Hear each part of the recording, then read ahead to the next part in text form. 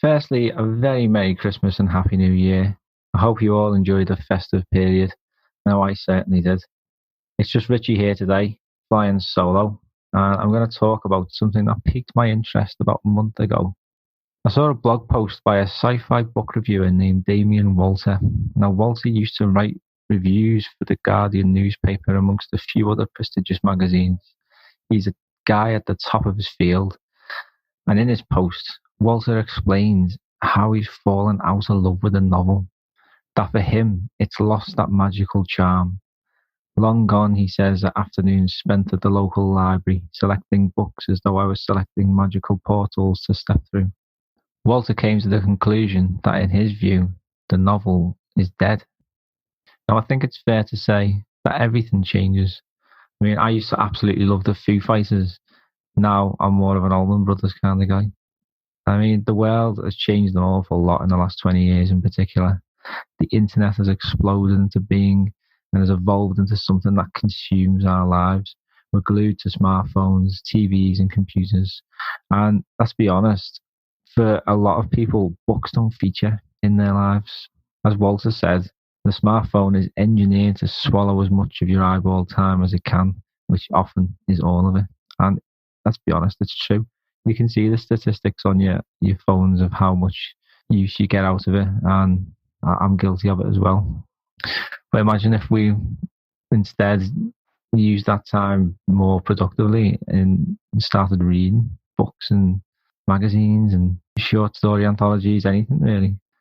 And while the world has been evolving in such a rapid way and technology has been developed, the novel has stayed relatively the same. And I'll be totally honest, I really like that fact about the novel. I love the classic structure. I love getting to know characters and following them on adventures over hundreds of pages, seeing how they deal with the trials and tribulations that lift their path and try and stop them from achieving what they're seeking to do. And I just love that classic structure with the chapters and the clever things people do with them and splitting books into parts. And that's what I fell in love with, so I always have a soft spot for it, to be totally honest. But 20 years of change, let's be honest, is a long time. And generations, including my own, have grown up without reading featuring much in their lives outside of education.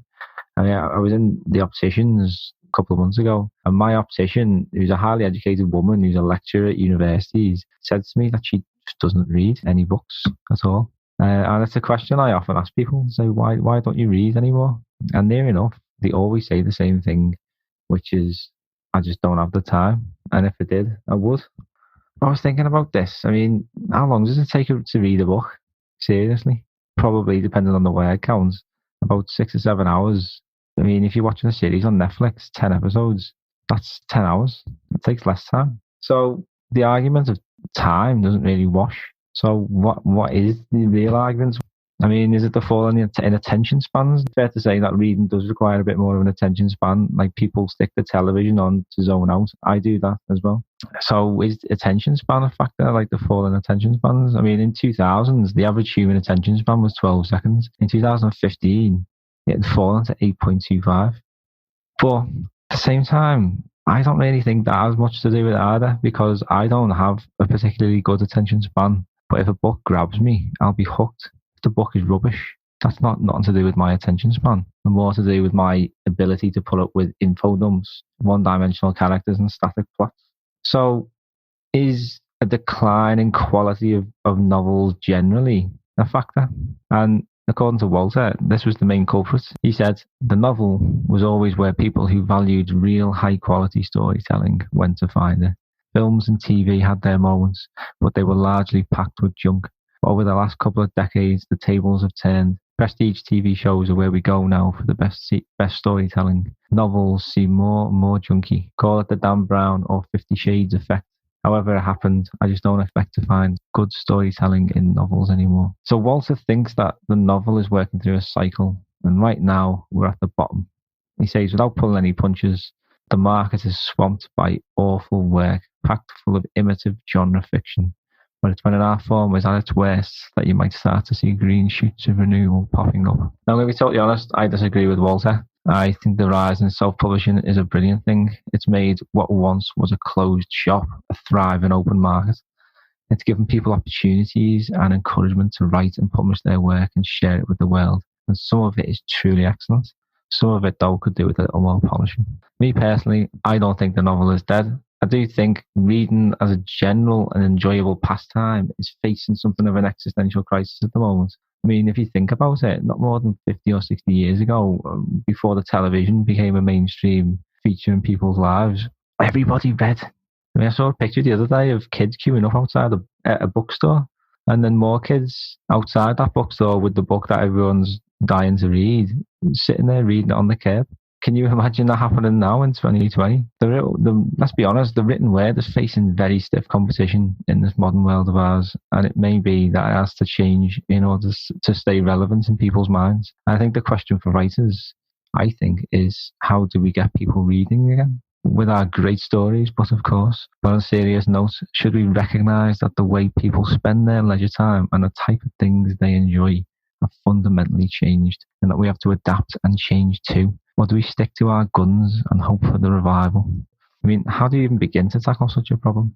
I mean, in recent years, I suppose we've seen a big surge in popularity of audiobooks and podcasts. I mean, I never thought I'd be sat here recording a podcast, but there you go. Life changes. A common theme in this podcast, I feel. I mean, how will the audiobook develop further? The publisher I'm currently working with, Fiction Vortex, has come up with an idea that I find quite exciting, to be totally honest. They're in the process of creating an app which you can read novels on interactively. So if you wanted to learn more about a city, for example, or a place or a character, you can click on them and find out, or click on their names, I should say, and find out. I understand there may well be other things like background music, sound effects, and maybe built-in audiobook versions too, though I'm not 100% sure about that, so don't hold me to it. But regardless, I think this is the way the industry is going to be going anyway. And I think at the start of the year, I read about an article about the big publishers investing in this kind of technology to give people more of a different experience, I suppose, when it comes to reading a book. But that isn't really accessible enough for indie writers, for example, who don't have a massive budget to record audio books and produce these technological products. So how else can the novel adapt to tie in with a change in readership? I think personally there's a lot of potential with the structure of the novel. Like I said before, I do love the classic feel of a novel and I prefer to write my own in that style, but haven't had to structure my current work in progress to Fiction Vortex style. I've come to appreciate the broad potential for divergence. Fiction Vortex's novels, if you are familiar with them, are split into 10 episodes, and episodes are split into chapters. So the novel clocks in at around 100,000 words. And I find it's broken down into small, easily digestible chunks. I mean, I don't know what other people think, but I always enjoy stopping at a chapter. And if I know that the chapter is going to be a long one, sometimes it will dissuade me from carrying on reading. I admit that at first I was hesitant of writing a book in such a way. I never read a book that referred to episodes. It was always chapters, and that's what I wanted in my mind. But JM will tell you himself, we had a few disagreements about how it should go. But as I've gone on writing the book, I've come to look at it in a new way. Lots of younger people now have grown up with television as their primary source of entertainment, so not books. Their favourite TV shows are split into episodes, not chapters. Episodes are what they know, what they're familiar with. So who knows? It might be a little bit more appealing. So there are just a few of my thoughts. But in the build-up to this episode, I decided to do a bit of a poll. I asked people whether or not they thought the novel was dead. They could submit comments too, some of which I'll read out shortly. But first, the results. So we had a total of 150 votes cast, which isn't too bad, I don't think, to be totally honest. I do have to give a word of warning, though, about these results. The poll was shared amongst writers who, in fairness, are readers too, but their opinions are obviously going to be skewed to a certain extent. So I wouldn't regard these results as gospel. But the comments, I think, are quite interesting as well. So we'll see what you think. So the results, 139 people said no to the question, do you think the novel is dead? And 11 said yes. 102 people altogether voiced an opinion. And here are some of my favourites. I still love reading, and I still spend many hours immersed in a good novel. Social media hasn't stolen that pleasure from me. In fact, I'd say it's helped me discover more authors who are new to me and more books that I've grown to love. Here's another one. I'm 58. I used to read 20 to 50 novels a year. In the last few years, I've quit entirely. There's a myriad of reasons, some of which you've touched upon. Chief among them is the fact that as a writer, I cannot read without being in editor mode. Now, that's an interesting point. I mean, I know that feeling myself of looking at things in a critical eye when you should really be merely enjoying them. So it's always quite tricky once you've been doing a lot of editing, a lot of writing, to switch back into enjoyment mode. Here's another. Admittedly, the self-publishing phenomena is pushing more crap than gold, but the novel as an art form is definitely not dead, although the reader preferences have tilted to the worse. Controversial. Here's another one. There are still many exceptional novels out, but I agree that a lot of poorly written books get a lot of attention. Maybe readers and writers today generally aren't as well educated. Bloody hell, mate. Stinging blows there to the readership of the world. Here's another one. Sitting down with a well-written novel is still my favourite escape. Problem is, well-written novels are harder and harder to find. That is the problem. We need better writers, not more writers. No one's short of an opinion. I vote no, because I love reading, enjoy discovering new authors, and sharing my literary experiences with others. However, most of my students, grades 6 to 8, ages 11 to 16, do not love reading. Their faces will be glued to their phones if they didn't need to eat, breathe, speak, or attend school. I find this time in book history to be somewhat sad. Now, that's quite interesting coming from the perspective of a teacher, because I believe it's a generational thing, and books don't feature as much in the lives of the younger generations. And now that is a challenge for writers, especially of my age, who are part of these generational problems, I suppose. So how do we get people reading again? Here's another one. The novel is not dead to me, but it is to most out there. We are living in sad times where what's not supposed to matter matters. Sad. It is sad. I read pretty much everything from the back of the cornflakes packet to diaries, novels, non-fiction. But my favourites are novels, as they take me out of my life and transport me elsewhere. I have read some good cereal boxes in my time too. People are more distracted than before and read less. They read less of everything, even the Bible. They want instant coffee types of articles and news. However, the novel is not dead. There are many of us of the pre-millennial generation who still appreciate the pleasure in reading a good story. Here's another one. As long as the novel keeps reinventing and redefining themselves, they will be hard, if not impossible, to kill. But I agree, the best contemporary TV series in the spirit of The Sopranos and Mad Men have rendered Zola-esque novels all but obsolete. Bloody hell. I have actively started to pick up books lately and cancelled my Netflix account, and I managed to finish a 770-page novel. How long can books compete with such easy-to-consume content? I don't know, and nor do I. Myself, my husband, and my daughter all love reading novels. I work in a primary school, and kids still love reading novels.